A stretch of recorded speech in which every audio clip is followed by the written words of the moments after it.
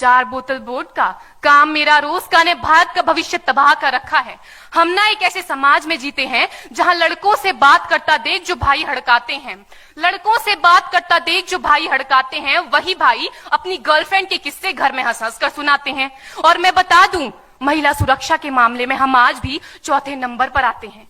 हम ना एक ऐसे समाज में जीते हैं जहां पत्थर की मूरत को लगते हैं 56 भोग और भूखे नंगे तड़पते सो जाते हैं लोग, भूखे नंगे तड़पते सो जाते हैं लोग। मजदूर को मजदूर समझिए, मजबूर नहीं। गरीब को काम दीजिए, दान नहीं। और अगर दान देने के इच्छुक हैं तो जीते जी रक्तदान दीजिए और मरने के बाद अंग दान देकर किसी मरते हुए को जीवन दान दीजिए। यही सच्ची देशभक्ति और यही सच्चा राष्ट्र प्रेम है। ना सरकार मेरी है ना रब मेरा है, ना सरकार मेरी है ना रब मेरा है, और ना ही ये बड़ा सा नाम मेरा है। बस इतनी सी बात का गुरूर है मुझे कि मैं भारत की हूं और ये भारत मेरा है और ये भारत मेरा है।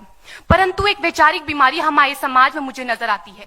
कहा जाता है हम दुनिया के सबसे बड़े लोकतंत्र हैं, जहां हिंदू पैदा होते हैं, मुस्लिम, सिख और ईसाई भी पैदा होते हैं, लेकिन बदकिस्मती है अब इंसान पैदा नहीं होते। और मेरे विचारों में ना हिंदू की जरूरत है ना मुसलमान की जरूरत है। राष्ट्र निर्माण के लिए केवल अच्छे इंसान की जरूरत है, केवल अच्छे इंसान की जरूरत है।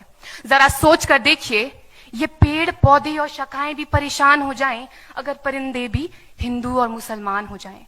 एक शैक्षणिक बीमारी भी हमारे समाज में मुझे नजर आती है। और बड़े ही आश्चर्य की बात है, जिस देश ने पूरी दुनिया को तक्षशिला और नालंदा देकर के विश्वविद्यालय शिक्षा की बुनियाद रखी, आज विश्व के 100 सर्वश्रेष्ठ विश्वविद्यालयों में हमारा एक भी विश्वविद्यालय खड़ा नहीं हो पाता। जहां एक और हमारे पास IIT, IIM और NIT जैसे शिक्षण संस्थान हैं, तो वहीं दूसरी ओर इस देश के गरीबों को बेरोजगारी की जमात में खड़ा करने के लिए उनके हाथ में सर्व शिक्षा अभियान का झुंझुना पकड़ा दिया जाता है।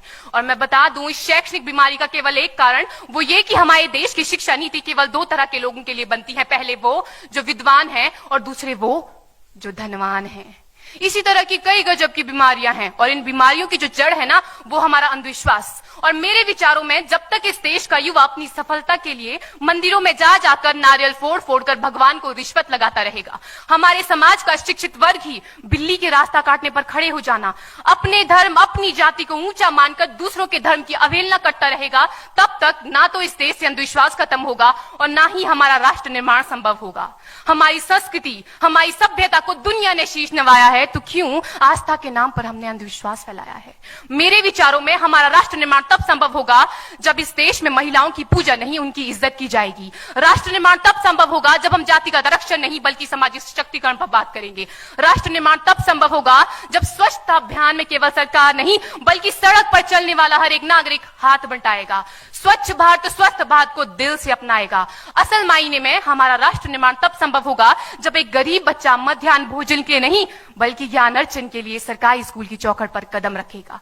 और हमारा राष्ट्र निर्माण तब तक संभव नहीं होगा जब तक एक नागरिक नैतिक रूप से सटीन, चारित्रिक रूप से भ्रष्ट, मानसिक रूप से दिवालिया, धार्मिक रूप से अंधा, राजनीतिक रूप से गंदा, स्वैच्छिक मान मूल्यों के आंकड़ों में जिन्न शिन्न पैपंदमयी अखंड भारत को खंड खंड करता रहेगा, तब तक हमारा राष्ट्र निर्माण संभव नहीं होगा। बड़ी बड़ी बातें नहीं, छोटी छोटी कोशिशें करनी होगी, क्योंकि ठोकर हमें पहाड़ से नहीं पत्थरों से लगा करती है। I being an Indian, I being a student, I being a symbol daughter of this motherland feel proud to be an Indian। और मैं सैल्यूट करना चाहूंगी सरहद पर दिन रात हमारी रक्षा के लिए खड़े हर उस जवान को, इस देश की पुलिस, प्रशासन और किसान को, और इस देश के हर उस व्यक्ति को जो अपना काम पूरी ईमानदारी, पूरी मेहनत और पूरी लगन से करते हैं, जिनके बिना राष्ट्र निर्माण की कल्पना करना भी असंभव सा लगता है। और आज इस मंच पर पूरी जिम्मेदारी के साथ मैं भारत की बेटी ये कहती हूं कि हमारा राष्ट्र निर्माण तब संभव होगा जब हम सभी, मैं, आप, हम सब मिलकर प्रयास करेंगे, क्योंकि हमारे देश की जिम्मेदारी नहीं है हमें आगे ले जाने की, हमारी जिम्मेदारी है अपने देश को आगे ले जाने की, अपने राष्ट्र